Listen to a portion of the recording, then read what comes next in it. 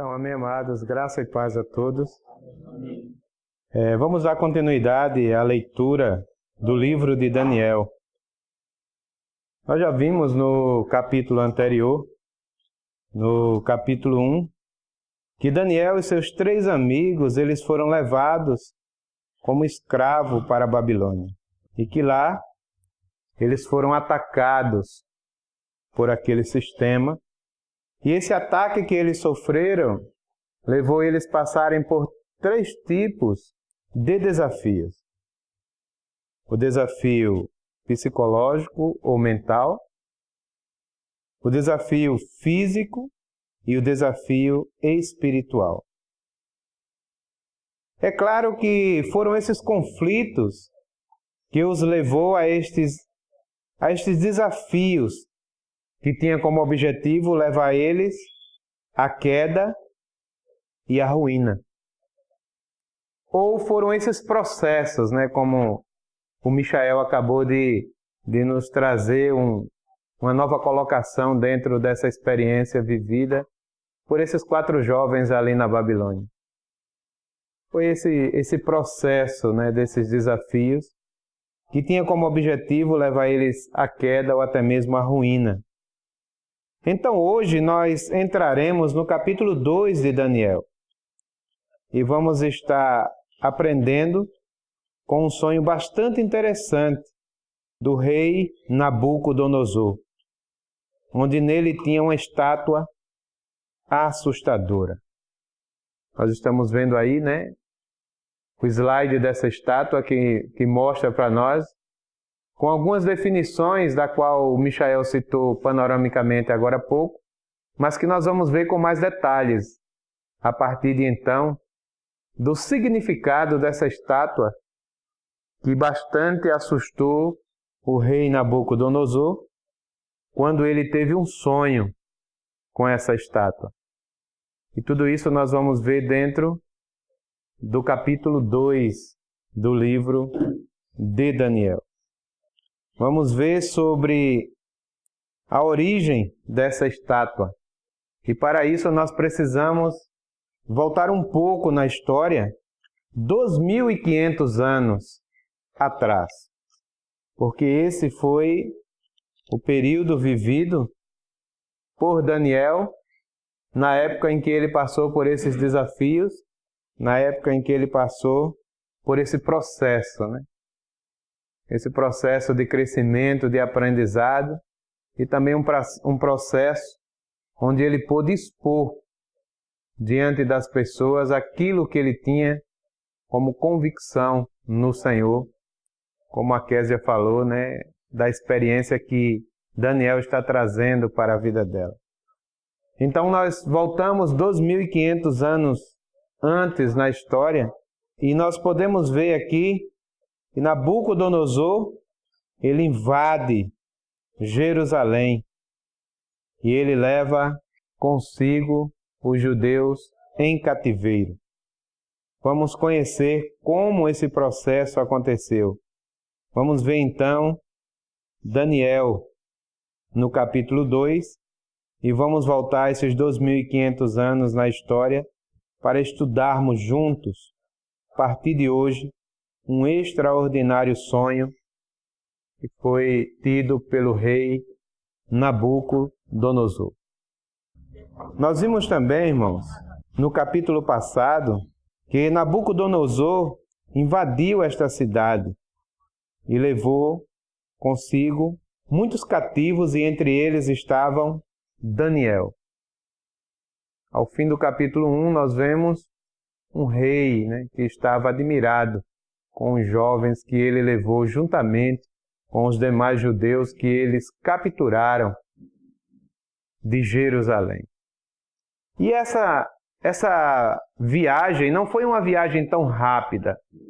Quando nós lemos a palavra de Deus, especificamente no livro de Daniel, que nós nos deparamos com esse translado, de Jerusalém até Babilônia, parece que tudo aconteceu assim de forma muito automática.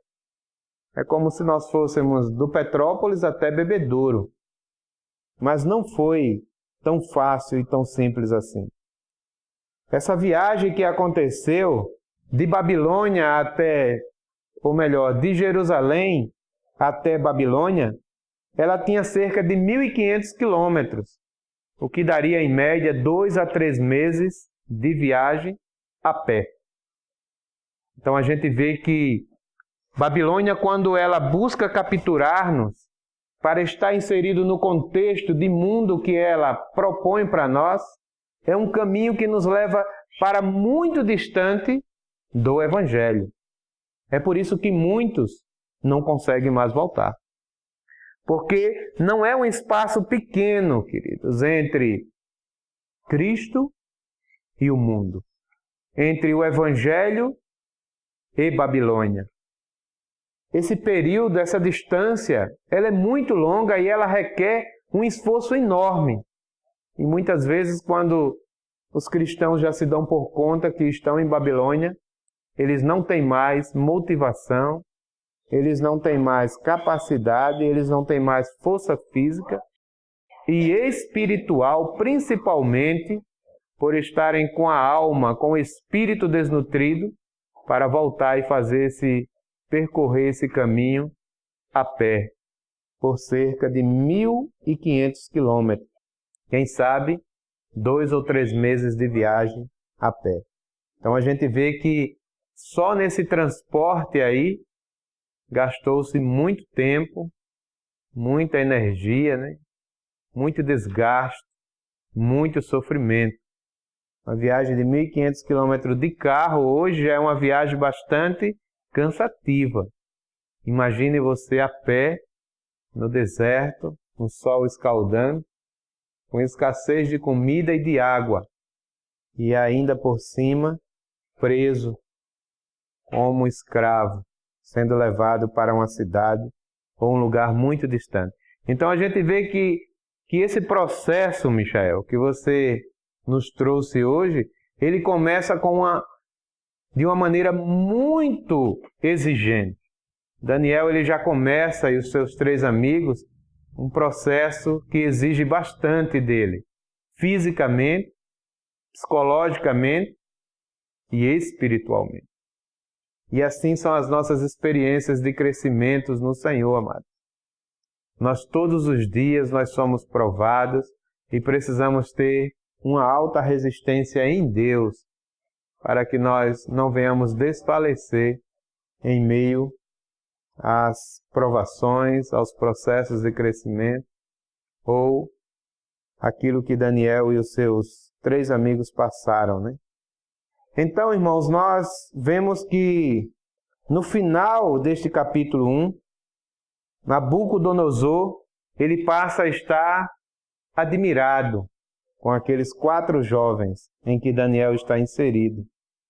Por que ele estava admirado com Misael, com Daniel, com Ananias e com Azarias? Porque o rei Nabucodonosor encontrou neles como sendo mais sábio do que todos os sábios que existiam naquela época. E isso trouxe para aquele rei uma admiração muito grande por Daniel, por Misael, por Ananias e também por Azarias. Esse é o processo que Deus proporciona para o homem quando ele se posiciona nele, em Deus, naquilo que ele trouxe para nós como sendo a base para que nós venhamos construir ou edificar o nosso processo de vida e de crescimento dentro da filiação que o Senhor requer de nós ou vai requerer naquele dia para que sejamos premiados ou coroados ou galardoados.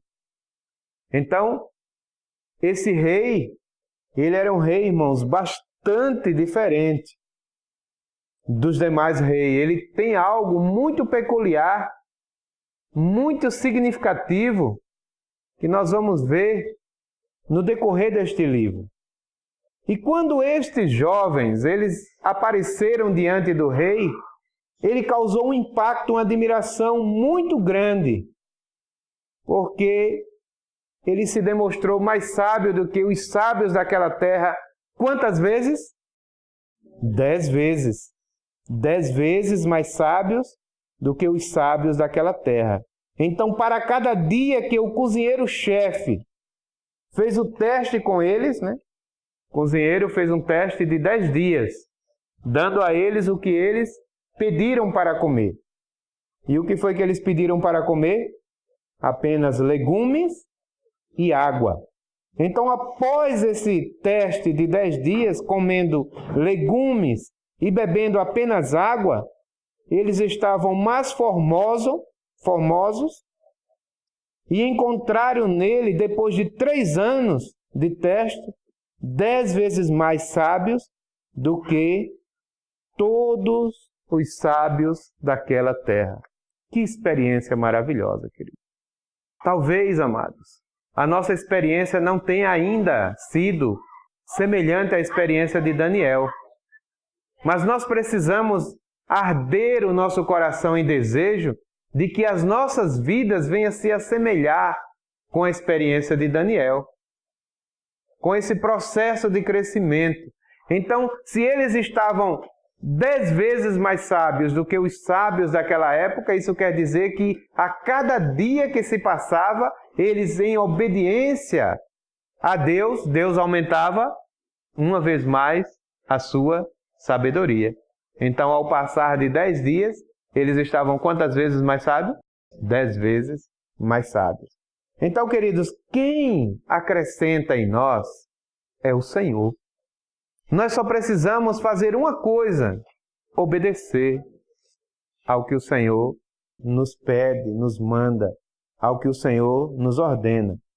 Este rei, irmãos, Nabucodonosor, tem algo bastante interessante, a começar pelo seu nome. O nome Nabucodonosor, ali como está escrito, Nabucodonosor, escrito de uma forma da linguagem dos caldeus. Então, ele é escrito daquela maneira. E o significado dele, em caldeus, é da seguinte maneira: prece dirigida ao deus Nabu, por proteção. O interessante, amados, é que o plano de Deus para alcançar o homem, ele percorre caminhos que a nossa mente, tão limitada, não consegue entender.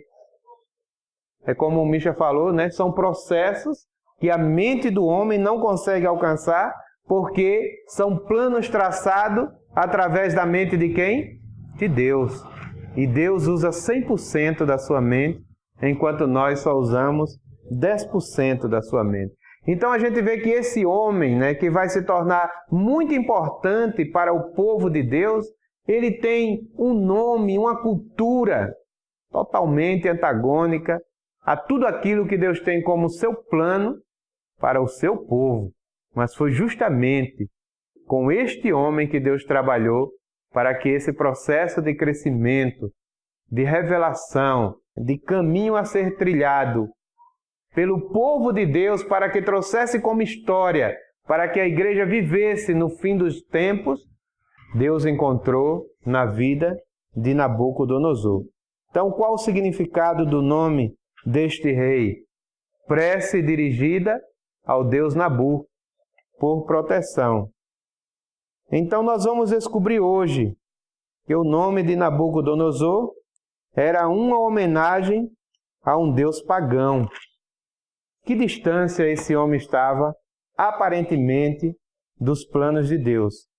Assim como Nabucodonosor tinha o seu nome como homenagem ao deus pagão, assim também os hebreus era uma homenagem, como nós vimos anteriormente, ou estava ligado a Jeová ou a Elohim, esse Deus no plural, né? Isso, irmãos, é o significado daquele nome de Nabucodonosor. Vamos ver agora, né? Antes de entrarmos propriamente nessa profecia aí de Jeremias, né? Vamos ver alguma coisa ainda sobre Nabucodonosor. O pai dele se chamava Nebopalazar. E Nebopalazar derrotou a Síria. Quem lembra da Síria? A Síria foi a que derrotou o reino de onde? Do norte, queridos. Derrotou lá as 10 tribos, que era comandada por quem? Jeroboão. Então, a Síria invadiu, né, e pegou as 10 tribos que estava contida o povo de Deus e devastou. Então, algum tempo depois, nós não pegamos por aí para não ir muito além, o pai de Nabucodonosor, chamado Nabopolassar, ele entra em conflito com a Síria e ele derrota a Síria e toma assim seu reinado, né? No ano 612 a.C., começa agora o Império Neobabilônico. E neste império, durante este império, morre Nabopolassar, e no ano 605 a.C., Nabucodonosor chega ao trono de Babilônia, que era o maior império da terra nesta época. Então a gente vê que tudo caminha para um plano de Deus. Deus não quis que o povo de Deus fosse inserido ainda no governo, no império assírio, neste momento. Foi necessário que esperasse que Nabopolassar ele derrotasse ali o império da Síria e que ele morresse para que o seu sucessor, que era o seu filho, Nabucodonosor, assumisse o trono de Babilônia para que daí pudesse iniciar esse processo, onde Deus permitiu agora, e a gente vai ver como é interessante isso, irmão. Deus permitiu que este rei Nabucodonosor capturasse o povo de Deus. Mas tudo isso estava dentro de um plano, estava dentro de um processo, né? Então a gente vê agora aí Jeremias falando sobre esta profecia. O que é que o profeta Jeremias diz aí? Agora sou eu mesmo que entrego todas essas nações nas mãos do meu servo Nabucodonosor, rei da Babilônia. Sujeitei a ele até mesmo os animais selvagens. Então, queridos, parece algo bastante interessante, né? Nós lemos mais adiante, Deus até chama ele de meu servo. Tem outras versões também que Deus chama ele de meu servo, né? Mas isso ainda é uma profecia que não havia acontecido, porque foi profetizado pelo profeta ainda aí, Jeremias. Mas veja que interessante o que já estava no coração de Deus. Agora sou eu mesmo que entrego todas essas nações nas mãos de meu servo, Nabucodonosor, rei da Babilônia. Sujeitei a ele até mesmo os animais selvagens. Então, irmãos, Deus ele traça um plano totalmente distante do entendimento do homem natural. Por que Deus o chamou de servo? Porque Deus tinha um plano na vida deste homem. E não foi à toa que Deus permitiu que Daniel e seus 3 amigos fossem parar cativos em Babilônia. Então, amados, Deus tem um plano na vida de todos nós. Não importa que caminho vai ser necessário que Ele permita que nós venhamos percorrer. Então, amados, nós precisamos entender que plano Deus tem para nós. E nós precisamos estar posicionados para que nem Babilônia nos arranque deste plano, mesmo que este plano nos leve a passar por grandes provações, até mesmo em cativeiros. Então, quem foi que fez isso? Quem entregou o povo de Deus nas mãos de Nabucodonosor? Deus. Quem lembra lá, né? Vamos ver lá. Daniel, ainda no capítulo 1 e no versículo 2. E o Senhor entregou Jeoaquim, rei de Judá, nas suas mãos, e também alguns dos utensílios do templo de Deus. Ele levou os utensílios para o templo do seu Deus, na terra de Siná. Então, quem foi que entregou? O próprio Deus. Para que o povo de Deus pudessem estar inserido neste processo de crescimento, para que o povo de Deus pudesse estar contido neste processo de libertação daquilo que eles tinham como sendo um coração endurecido pela religião. Foi necessário que este povo passasse pelo cativeiro de Babilônia, para que dentro deste cativeiro eles pudessem enxergar de fato qual era o plano de Deus para a vida deles. Então, é por isso, amados, que as histórias de Daniel, contidas neste livro, refletem para nós a realidade das nossas vidas hoje. Muitos cristãos não conseguem absorver a clareza do plano de Deus sem que passe pelo deserto, sem que passe pelo cativeiro, sem que passe pelos conflitos, sem que passe pelo sofrimento, sem que passe pela provação.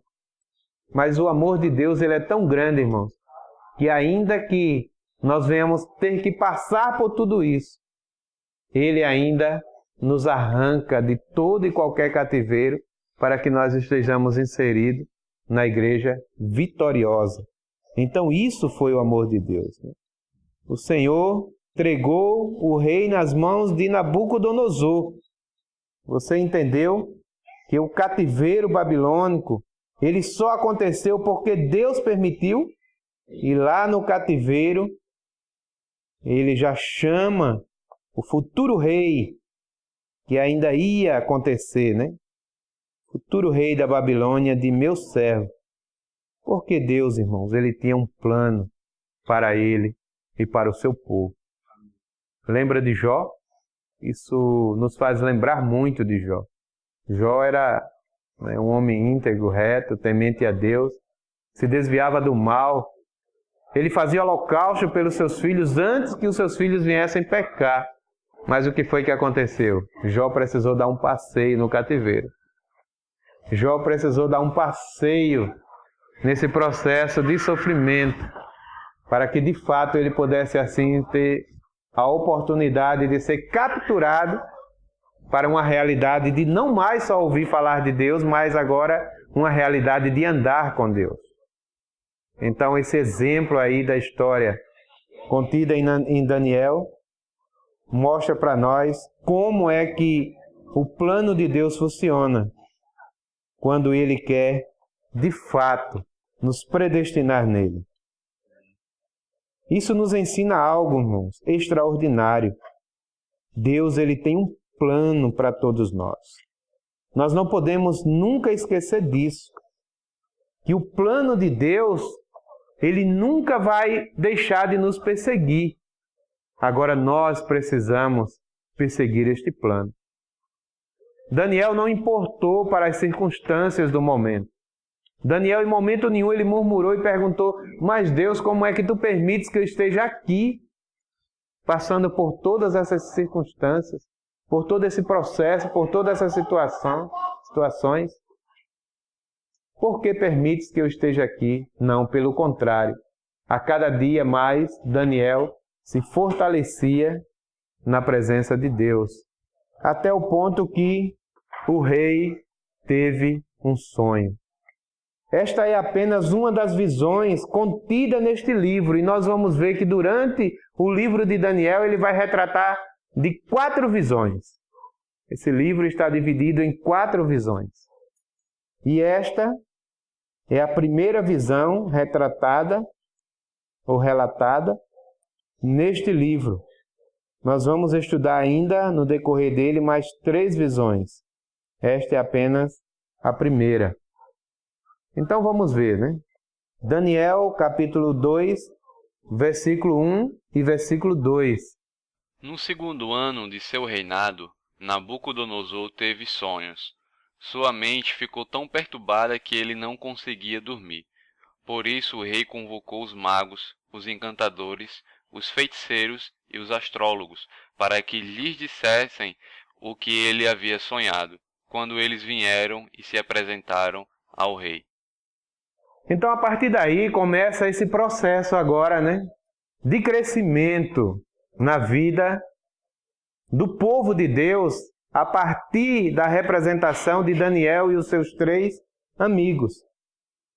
Deus, ele permite ou ele faz com que Este rei Nabucodonosor, ele tem o quê? Ele tem um sonho. Mas acontece algo interessante com esse sonho, até porque esse sonho faz parte do plano de Deus. Quando esse rei acorda, ele fica muito perturbado, porque ele não conseguiu mais lembrar do sonho que ele teve. E ele mandou chamar quem? Os magos, os feiticeiros, os encantadores e os caldeus. Então, irmãos, essas 4 categorias que ele mandou chamar, os feiticeiros, ele mandou chamar os encantadores, ou melhor, os magos, os feiticeiros, os encantadores e também os caldeus, eram as 4 categorias que o rei Nabucodonosor chamava, naquela época, entre os mais sábios da terra da Babilônia. Então, quando se tratava de pessoas sábias, estava incluso no topo da lista essas 4 categorias. Essas 4 categorias. Eram pessoas que consultavam os astros. Eram pessoas que jogavam elementos. Jogavam óleo na água, para terem visões. Eram pessoas que abriam corpos de animais para saber o futuro, para saber se o rei devia ir à guerra ou não, para saber o que era que reservava o futuro para ele. Então, essas 4 categorias foram as primeiras pessoas, tendo como as mais sábias da terra, que o rei chamou para decifrar o seu sonho. Eram pessoas que viviam da superstição. E o rei ficou muito perturbado, porque teve este sonho e ele não conseguiu lembrar do sonho. Mas o que levou ele a estar perturbado? A cultura, irmãos, da Babilônia naquela época, entendia que eles tinham 2 tipos de Deus. Tinha o Deus pessoal, que era aquele que cuidava das suas vidas pessoais. Falei isso na palavra anterior, Como se fosse o anjo da guarda, É aquele Deus que cuidava de pessoa a pessoa. Então, cada pessoa tinha um Deus específico que cuidava da sua vida. E tinha aquele Deus mais distante. Então, essa era a cultura dos babilônicos.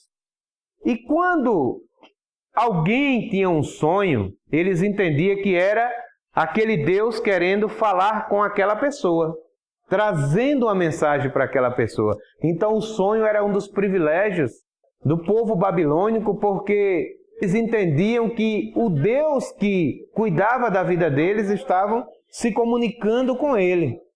E o que aconteceu com Nabucodonosor foi que, quando ele teve esse sonho, ao acordar, ele não lembrou do sonho. Então, ele ficou perturbado porque ele achou que o Deus que cuidava da vida dele estava magoado com ele, triste com ele, decepcionado com ele. Então, ele ficou perturbado porque ele não conseguiu mais lembrar do sonho. E ele sentiu um presságio de algo que ia acontecer de muito ruim na vida dele. E isso fez com que ele tivesse imediatamente a ideia de chamar essas 4 categorias de pessoas que estavam inseridas entre os mais sábios daquela terra. E mandou chamar os magos, os feiticeiros, os caldeus e os encantadores. E o interessante, irmãos, é que quando esses charlatões eles chegam, eles é metido numa sinuca de bico. Porque o que era que eles faziam? Quando eles chegavam, eles diziam para as pessoas: conte-me o seu sonho. E quando alguém contava o seu sonho, ele inventava qualquer coisa e a pessoa acreditava, porque tinha nele a credibilidade que eles eram as pessoas mais inteligentes da terra. Mas quando ele chegou diante de Nabucodonosor, ele encontrou uma situação bastante diferente. Nabucodonosor tinha um sonho, mas ele não lembrava do sonho. E ninguém tem a capacidade de premeditar o futuro. Deus não permitiu que essa dádiva fosse dada a ninguém. Então eles não poderiam inventar qualquer tipo de situação, porque o rei ia saber que não foi com aquilo que ele sonhou. E que eles estavam mentindo. E que eles estavam enganando, Então, eles usaram de estratégia, tentando de tudo para ganhar tempo e credibilidade diante do rei. Então, o que aconteceu? Os astrólogos responderam em aramaico ao rei. Por que em aramaico? A língua da época, porque era aquilo que eles estavam vivendo no momento. Eles responderam em aramaico ao rei: ó rei, vive para sempre. Conta-nos os sonhos aos teus servos e nós o interpretaremos. Então essa era uma estratégia que eles forjavam diante do rei, diante das pessoas, para demonstrar que eles de fato eram pessoas sábias e acabavam assim enganando o rei e enganando as pessoas com falsas interpretações e fazendo com que as pessoas se enganassem achando que eles de fato eram as pessoas mais sábias da terra. Então a gente vê em Daniel 2, capítulo 2 e versículo 11, que a palavra diz assim: o que o rei está pedindo, né? E o rei disse não. Quando eles disseram, conta-nos o sonho, o rei disse não, eu mandei chamar vocês aqui justamente porque eu não lembro do sonho. Então eu quero que vocês lembrem do que eu sonhei e interpretem o que eu sonhei. Vocês não são sábios? Vocês estão entre os mais sábios da terra. É em vocês que toda a humanidade, né, ou toda a Babilônia acredita fielmente naquilo que vocês falam. E o que foi que eles disseram? O que o rei está pedindo é difícil demais. Ninguém pode revelar isso ao rei, senão os deuses. E eles, os deuses, eles não vivem entre os mortais. Então, queridos, o que ele quis dizer aí? Que só aqueles deuses, aquela segunda categoria de Deus que eles serviam, né, que eles criam, que eram aqueles deuses que estavam distantes, como Marduk, né, e Bel e outras deidades, né, que eram deidades que eles não tinham acesso, só eles poderiam revelar este sonho. E o que é isso? Uma grande estratégia para enganar novamente o rei. E eles acabam dizendo, e esses aí, eles não vivem entre nós, né? Os que vivem entre nós são os deuses menores, né? Aqueles que nós temos como Deus pessoais. E o que é que acontece, irmãos? Com essa declaração, o rei se enfureceu. Veja como o processo de Deus, amados. Ele, né, como o Michel falou, ele vai alcançando várias etapas. Veja como Deus ele vai formando um pano de fundo para que as coisas venham a acontecer conforme o seu propósito. Tudo está, irmãos, de fato, debaixo do controle da onipotente mão de Deus. Então, nesse momento, o rei se enfureceu. E o que é que ele faz com isso? Ele promulga o quê? Um decreto para matar todos os sábios. Ó, queridos, e é aí que a gente vê o plano de Deus tomando forma. Se ele decretou ou promulgou agora um decreto para matar todos os sábios, quem estava entre esses sábios? Daniel e os seus 3 amigos. Eles se tornaram 10 vezes mais sábios do que os sábios da terra. E é neste momento aí que a gente vê que o plano de Deus começa a entrar em ação para alcançar a vida de Daniel e dos seus 3 amigos. Então, queridos, não se preocupe, a maneira que Deus vai fazer para concluir o plano dele na sua vida. Obedeça. Simplesmente obedeça. Deus ele vai encontrar o melhor caminho para concluir o plano dele em você. Às vezes você quer dar esse passo aí que é para Deus dar. Você quer dar a direção da sua vida. Você quer dar o comando para a sua vida. Você quer tomar as decisões que é para Deus tomar. E quer fazer isso sem obedecer, que é o seu papel, que é o meu papel e que é o nosso papel. Então, o nosso papel é apenas obedecer. E o papel de Deus é executar o seu plano na vida do seu povo, da sua igreja ou na nossa vida. Daniel capítulo 2 e versículo 12. Isso deixou o rei tão irritado e furioso que ele ordenou a execução de todos os sábios de onde? De Babilônia. E aí estava incluso a vida de quem? De Daniel, de Misael, de Ananias e de Azarias. Então, todos os sábios agora estavam condenados por esse decreto que foi promulgado pelo rei. Daniel capítulo 2, versículo 13. E assim foi emitido o decreto para que fossem mortos os sábios.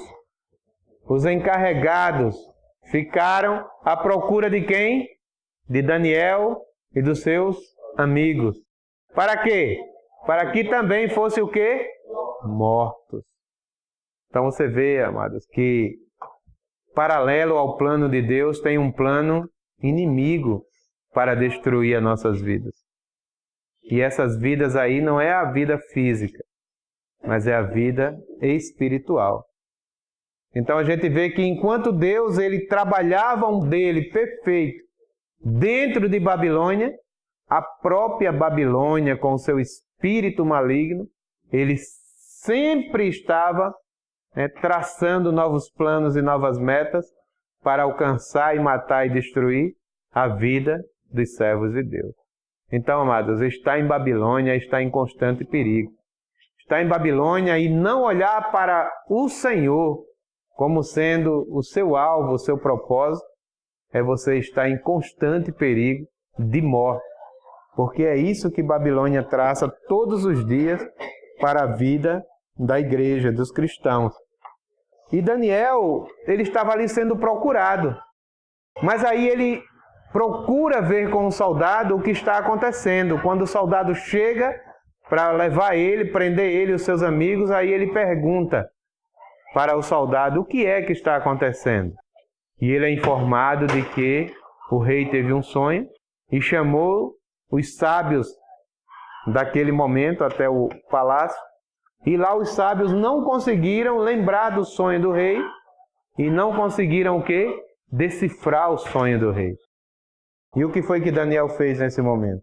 Daniel, ele foi orar ao Senhor. E nas suas orações com Deus, ele pediu para que Deus interpretasse o sonho do rei para ele. E o que foi que Deus fez? Deus interpretou ou revelou o sonho que Nabucodonosor teve para que Daniel pudesse, quando está diante do rei, decifrar para o rei o que significava aquele sonho. E quando Daniel ele é levado para a presença do rei, ele disse: olha, rei, eu preciso de um tempo.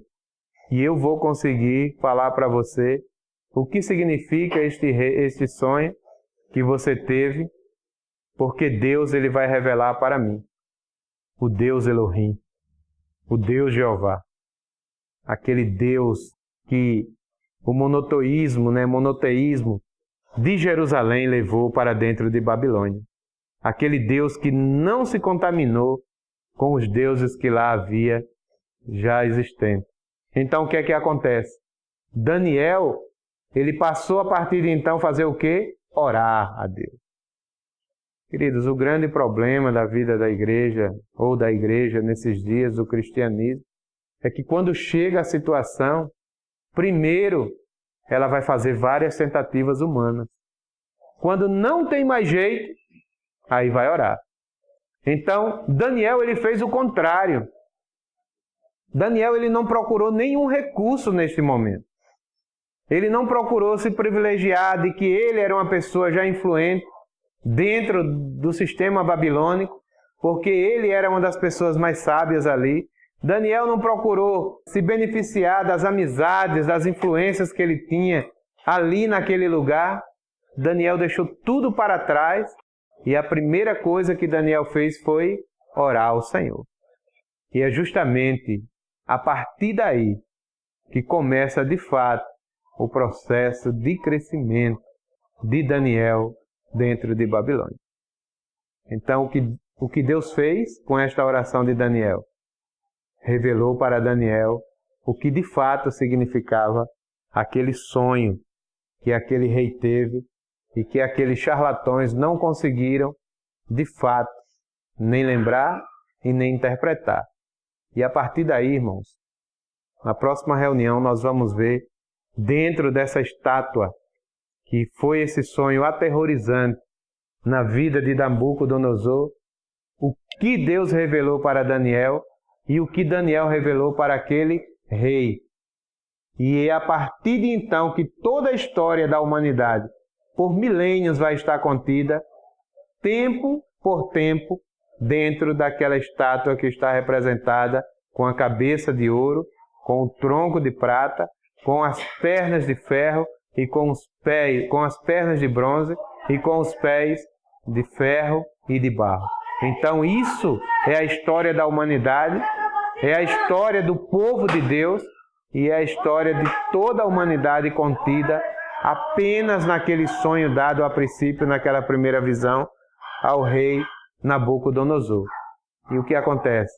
Quando Daniel está ali diante do rei, ele pede que o rei dê para ele um tempo. E o rei concede esse tempo.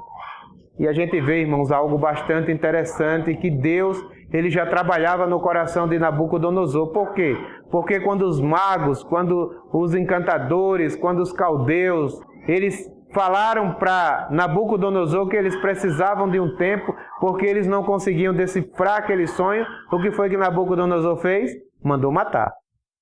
Mas quando Daniel, ele pediu esse tempo, o que foi que o rei fez?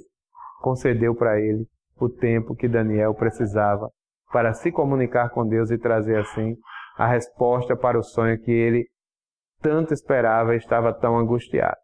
Então, queridos, o que a palavra nos mostra com isso? Que a autoridade é dada àquele que se posiciona no Senhor com obediência.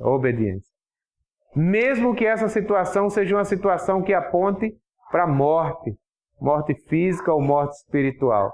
Se nós, de fato, tivermos Deus como a prioridade de todas as coisas na nossa vida, com certeza Ele vai trazer para nós a solução.